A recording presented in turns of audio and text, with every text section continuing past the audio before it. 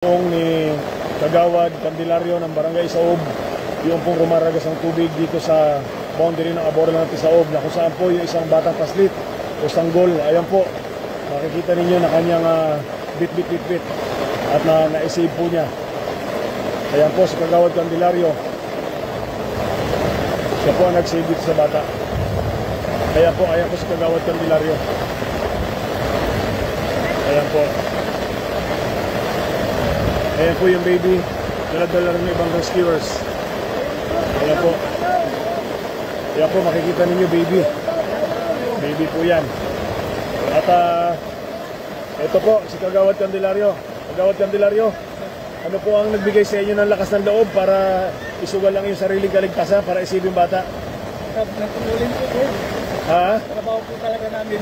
O, pero kinabahan ka rin ba sa ginawa mong kabayanihan na yan? Nalulog talaga ako. Kinapos ako kanina po. Pero talaga pinilit mo na marating yung bata? Tawag ko po sa isang tao kanina. Ayan po si Kagawad Candelario, siya po yung nag-save sa bata. Mabuhay ka, Kagawad!